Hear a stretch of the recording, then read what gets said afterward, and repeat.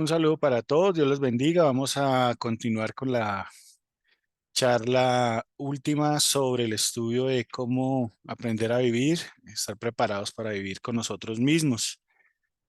Permítanme, les comparto pantalla y retomamos aquellas cosas que habíamos visto.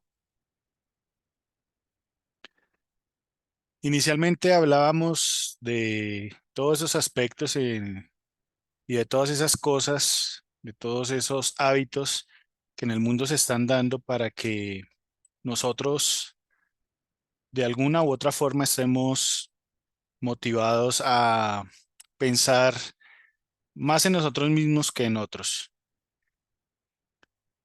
El mundo nos ha enseñado a vivir conforme a, a como la sociedad ha querido. Y para esto se ha, o ha echado mano de esas herramientas y específicamente, entiéndase, de esas personas que de una u otra forma pretenden que la sociedad y la gente obre de cierta manera, piense de cierta manera, se incline hacia ciertos estereotipos. Y así ha sido a través de la historia. Si hacemos un repaso de lo que es todo el aspecto filosófico de la humanidad, siempre la humanidad ha sido influenciada por formas de pensar que han llevado a que haya movimientos, de que haya levantamientos de la sociedad, de muchas personas, en pro de esas filosofías, de esas formas de pensar, de esos estereotipos de personas o de esas formas de vida. Asimismo, en este tiempo, pues todo se ha inclinado hacia el egocentrismo, todo se ha inclinado hacia el afán del ser humano de vivir como quiere, de la manera en que quiera y buscar sus propios ideales, incluso si es necesario, pasando por encima de quien sea o de las personas que sean para conseguir estos objetivos. Por eso la sociedad está como está en muchos aspectos. Se ha desmoronado a nivel moral, por eso aspectos también como la falta de integridad, como también, si lo vemos a nivel político, la corrupción está rampante, pero no solo en ese campo, sino en muchas áreas,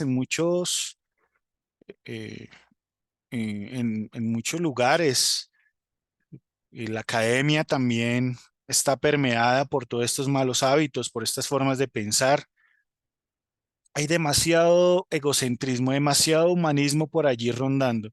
Y todo esto lo único que hace es ensalzar al ser humano, llevarlo a un nivel de superioridad que no tiene, evidentemente, pero que definitivamente lo que hace es alejarnos del Señor, alejarnos de su palabra. Entonces, ahí es cuando nos encontramos con todos estos aspectos que veíamos y y del por qué hay muchos motivadores, hay mucha gente que lo que busca es inclinar a la gente a que, como les decía ahorita, mire, se mire a sí misma, que no piense en nadie sino en sí misma, que de alguna u otra forma ese egoísmo sea disfrazado de más de algunas, puede ser como sentimientos de piensa en en tus sueños, alcanza tus metas. Y esto es lo que el Señor de una u otra forma quiere repeler en nuestras vidas como cristianos. Porque su palabra, como lo veíamos, también va en contradicción de estos pensamientos humanistas, de estos pensamientos que están en la vanguardia social, por decirlo de alguna forma. Una palabra y un texto clave que vamos a desglosar hoy rápidamente y que nos va a llevar a lo práctico del asunto, de cómo aprender a vivir con nosotros mismos, entendiendo ya, como lo hablamos en las charlas anteriores, de qué significa negarnos, de qué significa ir en contravía de esa corriente social que nos dice que pensemos solo en nosotros. Está en Mateo 22:37. Ya lo habíamos hablado, pero vamos a profundizar un poquito más en él, porque considero aquí está eh, en la clave de cómo el Señor quiere que nosotros vivamos. Dice Mateo 22:37, Maestro, ¿cuál es el mandamiento más importante de todos? Esto lo preguntó, hay una versión que dice que un hombre muy erudito, un hombre que había, o más bien sabía mucho de la ley y que tuvo la osadía en ese instante de preguntarle al Señor. Incluso hay una versión que dice que quisieron tenderle una trampa e hicieron esta pregunta para ver qué respondía el Señor y si de alguna manera podían hacerlo trastabillar o caer, como se dice coloquialmente. Pero el Señor aquí dice que le respondió, el primer mandamiento, el primero y el más importante es el que dice así, ama a tu Dios con todo lo que piensas y con todo lo que eres. Hay una versión que dice con toda tu mente, con todo tu corazón y con todo tu pensamiento, con todo lo que eres. Amar traduce o se puede definir a la luz de la palabra. Recuerde que no estamos buscando definiciones a nivel social, sino a nivel bíblico. Amar, pues Juan 3:16 nos lo dice claramente. ¿Qué es amar? Es dar.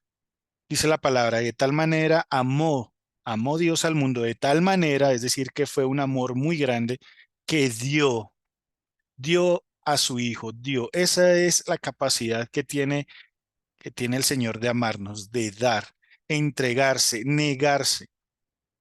Cuando entendemos esto y tenemos claro este concepto de amor a la luz de la palabra, pues ahora sí nos remitimos al texto que estamos leyendo hoy. Dice, ama a Dios, es decir, dale a Dios, niégate ante Dios, entrégate a Dios con todo lo que piensas y con todo lo que eres.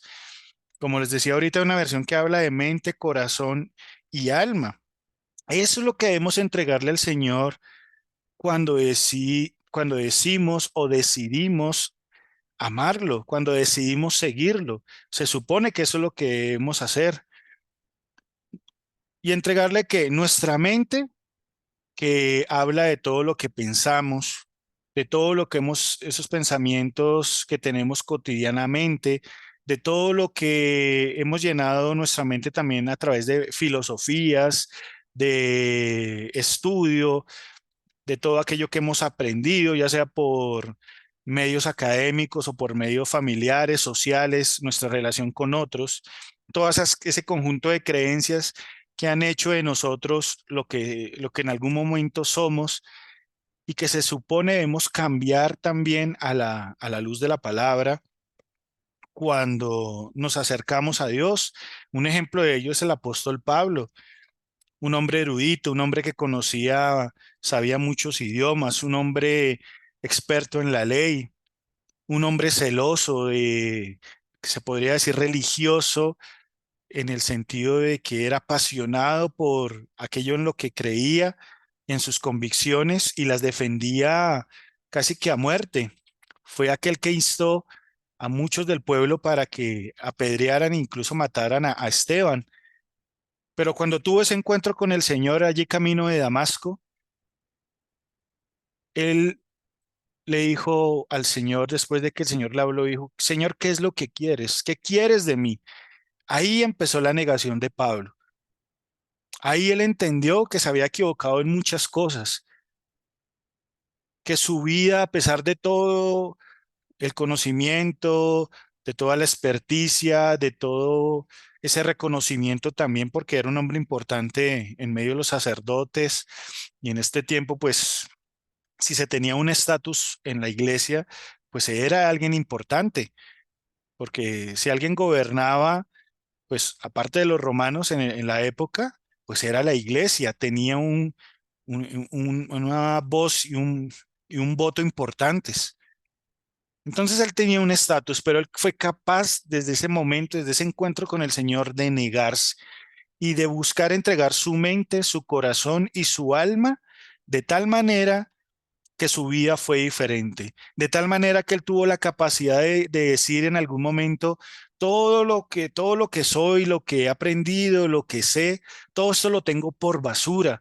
Hay una versión que habla de que él usa una palabra para referirse a estiércol, algo que es abominable, algo que es asqueroso, algo que no es digno, pero ante quién él pudo negar lo que era, eso que era Saulo de Tarso para empezar a ser Pablo.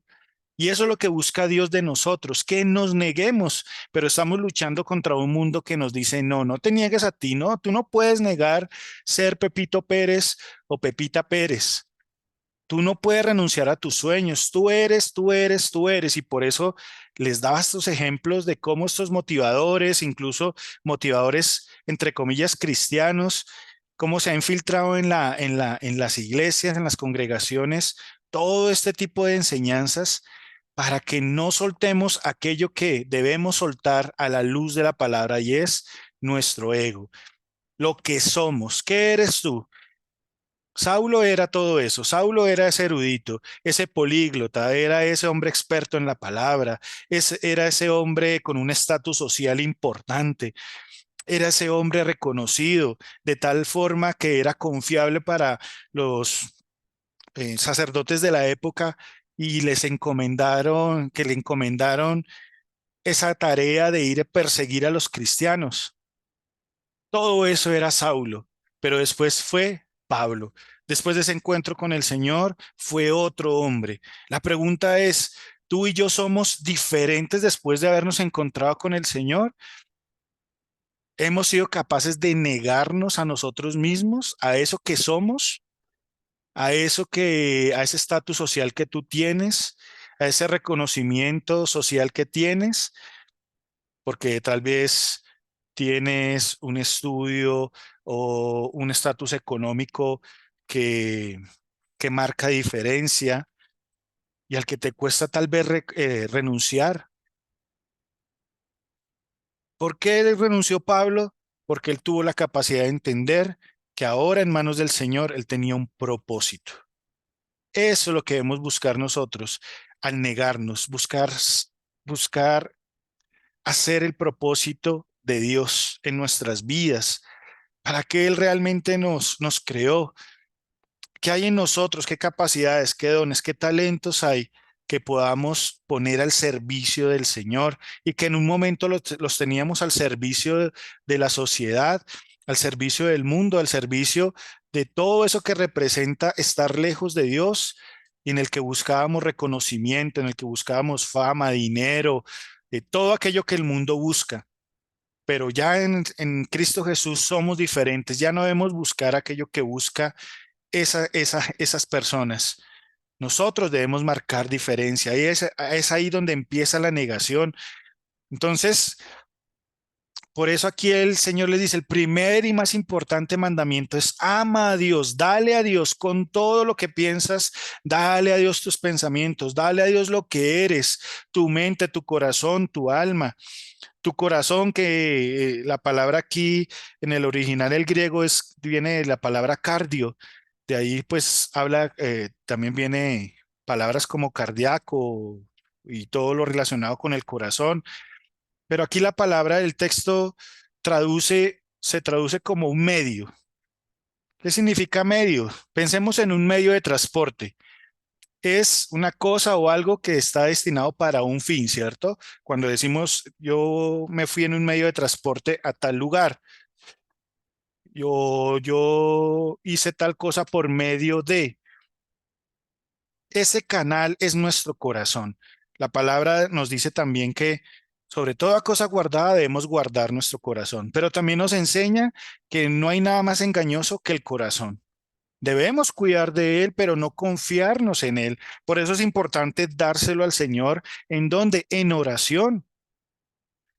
Ahí es donde empieza el amor hacia el Señor, y ahí es donde podemos, como les decía en la charla pasada, en medio de la oración es donde podemos empezar a negarnos. Por eso es importante que amemos a Dios todos los días y que comencemos a hacerlo por medio de la oración, que allí le hablemos de lo que hay en nuestros pensamientos, que allí le entreguemos nuestras filosofías, nuestras creencias, nuestras posturas, nuestras opiniones, porque muchas veces leemos la palabra y tenemos un pero en la boca. Sí, Señor, tú dices esto, pero yo he aprendido esto, pero, y con Dios no podemos llegar a, a su presencia con peros. No podemos llegar allí con nuestros pensamientos de manera imponente. Él entiende nuestra forma de pensar porque, como les decía al inicio, nosotros somos o estamos constituidos por todo esos pensamientos, ese medio social, la familia en que crecimos, lo que nos enseñaron nuestros padres, nuestros profesores, todo eso, lo que hemos visto o escuchado en diferentes etapas de nuestras vidas, todo eso ha hecho que nuestro carácter sea de una forma, pero cuando la palabra dice que en Cristo somos nuevas criaturas, he aquí todo es hecho nuevo, es donde debemos comprender que para que todo sea nuevo, debemos vaciar nuestro corazón. Debemos derramar delante de Él eso que somos, que éramos o que somos y que hace parte de esa vieja naturaleza y poderle decir, Señor, llena nuevamente mi corazón. Delante de Él no podemos seguir diciendo, es que yo soy así, es que yo hablo así, es que yo pienso así, es que esto es lo que esta es la forma en que yo soy y nadie me va a cambiar. Si ese es tu comportamiento, si ese es tu pensamiento, pues simplemente no estás negándote al Señor. No has permitido que Dios sea el Señor de tu vida, porque el Señor de tu vida eres tú. Y como el Señor de tu vida eres tú mismo, pues te comportas como tú quieres. No hay negación ahí. Pero cuando yo digo, sí, Señor, yo reconozco delante de Él en oración y entrego todo lo que soy, mi alma, mi mente, mi corazón, y le digo, Señor, esto es lo que soy, pero ¿qué quieres tú que yo haga? ¿Cómo quieres que obre? ¿Qué hablas tú respecto a? Y yo estoy dispuesto a aprender, ahí es cuando estoy negándome a mí mismo, a eso que era, y estoy empezando a cambiar. Ahí habla también del alma, que debemos darle al Señor nuestra alma. ¿Qué es el alma? Aquello que encierra nuestros sentimientos, nuestras emociones. Todo lo que sentimos debe estar delante del Señor, allí en oración, claro, derramado en oración con nuestras palabras. Debe estar allí expuesto. Los anhelos, los sentimientos, cuando uno está buscando a nivel emocional a una persona, un compañero emocional, aquel que va a ser esposa, un esposo, se supone que debe entregar también esos sentimientos al Señor. ¿Por qué? Porque como el corazón es engañoso, si dejamos que el corazón gobierne, tome las riendas, va a ser muy difícil cuando ese sentimiento se desboque que podamos frenarlo. Pero cuando sometemos aún nuestros sentimientos a la voluntad de Dios, ahí el Señor nos puede detener. Ahí le estamos dando la rienda de nuestro corazón al Señor. Y Él es el que nos detiene o el que permite que un sentimiento avance, crezca. Todo eso lo hacemos que porque nos negamos. Pero uno se encuentra incluso con gente que conociendo de Dios se entrega a sus sentimientos, deja que su corazón se desborde y elige mal. ¿Y por qué elige mal? Porque eligió según sus emociones, según sus caprichos, según sus propios mandamientos, pero no ni los mandamientos de Dios, ni los principios de Dios, ni ni en base al carácter que Dios quiere que tengamos. Y por eso muchos se equivocan y por eso incluso ahorita en muchas congregaciones, aún de denominación cristiana, los divorcios han crecido, han aumentado. Lógico, empezó esa relación en sus fuerzas, en sus emociones, en sus pensamientos, pues era evidente y era lógico que en algún momento del camino se equivocara, porque lo más seguro es que en medio de esa relación en ningún momento dejara tampoco entrar al Señor. Y se lanzó allá a un matrimonio, se lanzó allá a tener un hogar con su forma de ser y de pensar y de sentir, sin entender qué es negarse, y pues quiso imponer su voluntad, quiso imponer sus pensamientos a su pareja, quiso imponer su forma de ser y no quiso nunca cambiar. Y esa persona, esa otra persona, pues tal vez no lo resistió o eso creó un conflicto y y pues es un hogar sin Dios, es un hogar destinado al fracaso. Y así hay muchos hogares. Y así mismo en todas las áreas de nuestras vidas. En esa área donde has fracasado, en esa área donde no has visto la bendición, es seguramente que no has visto esa bendición, no has visto el orden de Dios en tu vida porque lo has hecho a tu manera, porque no te has negado, porque no has dejado que Dios sea el Señor en tu vida, en tu corazón, en tus emociones, en tu sentimiento, en tus finanzas, en tu familia, en tu carácter. Por eso sigue siendo el mismo vulgar que eres. Sigue siendo la misma persona altanera, sigue siendo la misma persona orgullosa, sigue siendo la misma persona egoísta. Por eso sigues pensando solo en ti, en ti y en ti. Por eso vas a a una congregación buscando qué Dios te puede dar, pero nunca vas pensando en qué le puedes dar a otros, porque tu interés no es pensar en otros, es que es pensar en qué Dios te puede dar. Por eso te gustan o a muchos les gustan esas charlas donde les alimentan el yo. Es que Dios te va a dar, Dios te va a prosperar, Dios te va a proveer. Y sí, hay parte de verdad en eso, pero todo eso está motivado por un eje, el yo, el ego, el egoísmo. Y por eso es fácil que muchos abusadores, que muchos charlatanes de la fe, entonces manipulen a la gente y le saquen dinero por medio de pactos y de muchas otras cosas que manipulan a través de la palabra, torciendo las escrituras para su propio beneficio. Y es un círculo vicioso que se está dando incluso dentro dentro del cuerpo de Cristo, dentro de la iglesia del Señor, en muchas congregaciones. Es aquí donde debemos reflexionar, hacer un alto y determinar si me he negado realmente con alma, con mente, con corazón al Señor. ¿Y para qué lo hacemos? Pues para entender su voluntad. No busques entender su voluntad fuera de la presencia de Dios. Es ahí en oración donde lo vamos a entender. ¿Cuáles son esos parámetros divinos? ¿Cuál es el orden establecido por Dios? ¿Cuál es su normativa y por qué nos la da? Cuando voy en un vehículo y voy con mi familia, a mí no me gusta ponerme el cinturón de seguridad, pero me lo pongo. A mí no me gusta aquí, por ejemplo, en la ciudad, ir a 50 kilómetros por hora, pero lo hago. ¿Por qué? Primero, porque entiendo que bajo mi cuidado y mi responsabilidad, no solamente llevo mi vida, sino la de quien va conmigo. Que si respeto esas normas, pues están establecidas para el beneficio de las personas. Que si ese aditamento, aunque sea molesto, está ahí puesto es para un beneficio.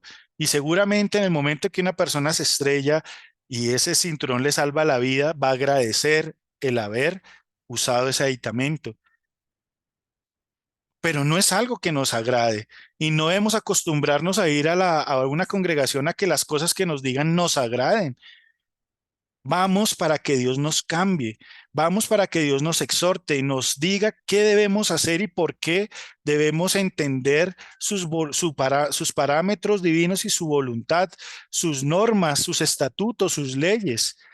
Pero no solamente entenderlos, sino obrar y tener acciones, es decir, obedecerlos. De nada serviría que yo sepa para qué es un cinturón de seguridad si a la final no lo uso. De nada sirve que haya un límite de velocidad si en el momento que yo lo rebase y sobrepase y pierda el control del vehículo y cuando me dé cuenta voy a sufrir las consecuencias. Entonces, pongamos esto en práctica. Esta es la parte práctica que Dios quiere que recordemos. Debemos aceptar obedecerlo. Y eso, reitero, no es sencillo, porque agachar la cabeza, como se dice coloquialmente, ante el Señor, por más que sea el Señor, no es sencillo, porque llegamos ante Él siendo lo que somos, con esa vieja naturaleza, con esa forma de hablar, con esa forma de pensar, en la que Dios quiere quitarnos, limpiarnos la mente, limpiarnos el corazón, limpiar nuestras palabras, limpiar nuestras obras, nuestras acciones y que aprendamos a pensar como el Señor quiere que pensemos. Él quiere promover cambios en nuestro carácter. Es fácil reconocer a alguien que se mantiene en la presencia de Dios, porque es una persona que está cambiando continuamente, que busca cambiar, que es cuidadoso de la manera en que vive, de la manera en que habla, de la manera en que se expresa, de la manera en que va creciendo en muchos aspectos de su vida, en la madurez que refleja. No más cuando habla, el espíritu, dice la palabra, el que es espiritual piensa en las cosas del espíritu y en eso está hablando y en eso está pensando. Pero uno se encuentra con personas que hablan de cosas triviales, de cosas que pues pueden tener cierto grado de importancia a nivel social, pero delante de Dios son cosas vacías. Entonces, si está el mundial en pleno, entonces todo el mundo está hablando de fútbol. Si está en boga una actividad deportiva, todo el mundo habla de eso, o si es de carros, o está hablando de dinero, o está hablando de casas, está hablando de uno, de lo otro, pero no hay, no se le ve al hombre de hoy, no se le ve la espiritualidad, se le ve muy poco al hombre, me refiero al hombre a los hombres que ahora dicen o profesan que asisten a una congregación. ¿Pero por qué? Porque realmente su tiempo delante de Dios es muy escaso. Y así como Moisés, cuando estuvo en la presencia de Dios, fue inevitable que al descender del monte la gente no se diera cuenta que, uy, sí, no, Moisés estuvo con el Señor, miren cómo brilla, cambió algo en él. Y incluso dice la palabra que tuvieron que tenerlo apartado por un tiempo porque mientras ese brillo, ese resplandor bajaba de intensidad, lo tuvieron apartado, pero evidentemente nadie pudo negar que Moisés estaba con el Señor, estaba con él, se impregnó su ropa, su cuerpo, su carne, su mente, su corazón.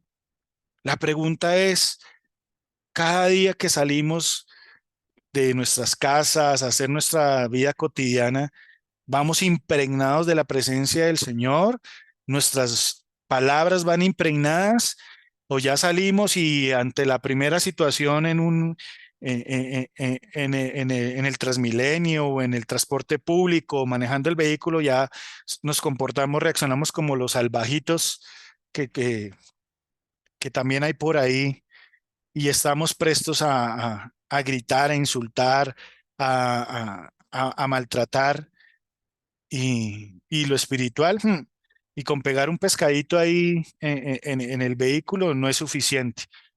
Además, porque uno no sabe si es un pescadito o una piraña. Entonces, debemos reconocer que hemos estado con el Señor y aprender a reconocer en otros que han estado con el Señor. Pero cuando reconocemos que nosotros hemos estado con el Señor es cuando nuestro carácter, lo que somos, empieza a hacerse a un lado. Por eso Juan el Bautista tuvo esa capacidad de decir, es necesario que yo mengüe para que Él crezca. Y miren hasta dónde lo llevó menguar. Él incluso en un momento entendió que debía morir, que esa imagen que representaba a Juan el Bautista debía ser quitada por voluntad del Señor, porque ahí el Señor iba a crecer a nivel de ese ambiente en el que estaba. Pero Juan el Bautista lo entendió, es necesario que yo mengüe, que yo esté cada vez menos. Y eso es lo que Dios quiere de ti y de mí, que cada vez sea menos de nosotros y más de Él, que al ir delante de Él estemos pensando más en otros que en nosotros mismos. Por eso el Señor le dice ahí, el segundo mandamiento en importancia es parecido a ese. Y dice así, cada uno debe amar a su prójimo, dar a su prójimo. ¿Qué le podemos dar al prójimo? Como se ama a sí mismo. ¿Qué le podemos dar? Pues nuestro tiempo también, nuestro tiempo de orar por ellos, por otros. ¿Por qué no entramos a ese momento de oración pensando en por quién puedo orar? Pero tú no puedes orar por las necesidades que no conoces. Tenemos que sensibilizar nuestro corazón a diario, pensar a quién podemos llamar, a quién podemos acercarnos. Voy a llamar a este que hace rato no sé nada de él. Voy a mostrar interés por su vida espiritual, por su vida personal. Ahí empezamos a sensibilizar nuestro corazón y a negarnos a nosotros mismos. Aprendemos a vivir con nosotros mismos porque nos negamos. Ahí empezamos a ejercitar nuestros dones en favor de otros.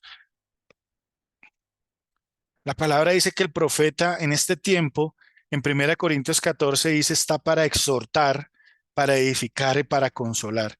¿A cuántos has exhortado en esta semana, en este mes, en este año que ha comenzado? ¿A cuántos has edificado a través de la palabra? ¿A cuántos has consolado por medio de la palabra? ¿Cuántos hay que están en un problema de salud? ¿Cuántos hay que tienen un problema emocional serio? ¿Cuántos hay que tienen una necesidad económica seria? Y tú desconoces esa necesidad porque no piensas en los demás, solo piensas en ti. Entonces, cuando vas a orar al Señor, pues es lógico que solo ores para ti y por tus cosas, por tus sueños, tus metas y tus anhelos. Y esto aunado ahí con los coaching o los motivadores de turno que te dicen que pienses en ti, que Dios tiene lo mejor para ti, entonces entras a reclamar, entre comillas, las bendiciones del Señor, pero no estamos amando al prójimo. Y este es el segundo mandamiento, dice el Señor, ama a tu prójimo. El Señor tiene un pueblo con necesidades. Debemos entrar a la presencia de Dios y acostumbrarnos a entrar a la presencia de Dios, a orar por aquellos que necesitan oración. Señor, dame las palabras, la capacidad de hablar con esta persona, mira esa necesidad que tiene, úsame. Esa sí es la oración que a Dios le agrada. Dice aquí finalmente en el verso 40, toda la enseñanza de la ley se basa en estos dos mandamientos. Por ningún lado aquí dice que estemos pidiendo para nosotros y nosotros y nosotros y nosotros. Busca primero el reino de Dios. Las demás cosas serán añadidas. Dios conoce qué necesitamos. Y Dios sabe también que a veces lo que pedimos es trivial, son cosas innecesarias y son cosas que, como la palabra también dice, piden y no reciben porque piden mal, porque piden para sus deleites, para sus propias necesidades. Pero ocúpate de mi casa y yo me ocuparé de tus necesidades, dice el Señor también. Y ocuparse de la casa del Señor es preocuparnos por ese prójimo que necesita de Él, ese prójimo que está en necesidad, ese prójimo que necesita ser exhortado, que necesita ser edificado, que necesita ser consolado, ese prójimo que necesita una ayuda incluso económica. Cuando tú eres bendecido económicamente, piensas en, uy, recibí tanto, no, yo, ¿a quién voy a bendecir? O dices, uy, Dios me bendijo y empiezas, no, voy a comprarme este iPhone, voy a comprarme esta ropa, voy a comprarme esto. Y lo último que piensas es en las necesidades de otros. Pero hay gente allá afuera que necesita. Y primeramente el hermano, el que conoce de Dios. Ese es aquel en que debemos pensar. Y no solamente dar, sino dar con un propósito, exhortando, dando una palabra evangelística, una palabra que confronte también, que motive a que la gente se acerque a Dios. No es dar por dar simplemente como el que le damos ahí al que limpia el vidrio en la calle o el que pide en la calle. Siempre debemos aprender a dar con un propósito, que esa sea la excusa para que nosotros nos podamos acercar. Y la gente con necesidad, cuando uno se acerca a la gente con necesidad y uno da, generalmente la gente está sensible en su corazón y está abierta a escuchar. y así sea por compromiso, va a escuchar. Pero si le damos la palabra de Dios, va a ser una semilla que puede caer en buena tierra y dar fruto.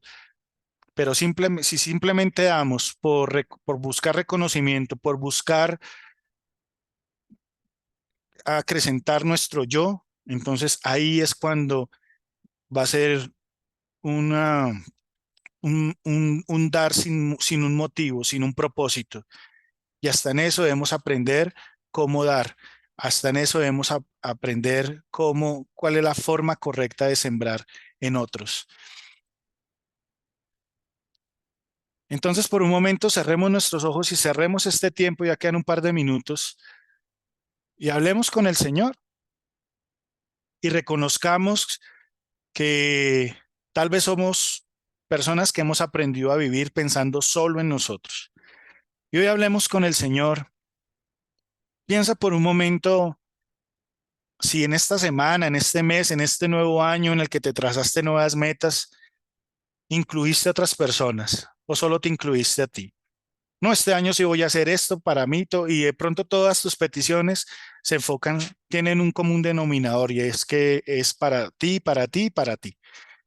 Pero no incluyen a otros. No, este año es raro, ¿no? Que alguien diga este año, Señor, voy a buscar hablar una vez por semana con alguien, orar por alguien, sensibilizar mi corazón. No, siempre estamos buscando para nosotros. Entonces hablemos con el Señor. Digámosle, Señor, perdónanos porque hemos sido egoístas. Perdónanos porque muchas veces nuestras oraciones han estado saturadas de nosotros mismos. No sabemos cómo vivir con nosotros mismos y pensamos siempre en nosotros, en nosotros, en nosotros y en nosotros, en lo que nos beneficia solo a nosotros. Pero hoy reconocemos que tu palabra nos enseña que tú, Señor Jesús, cuando viniste a esta tierra, no estabas pensando en ti.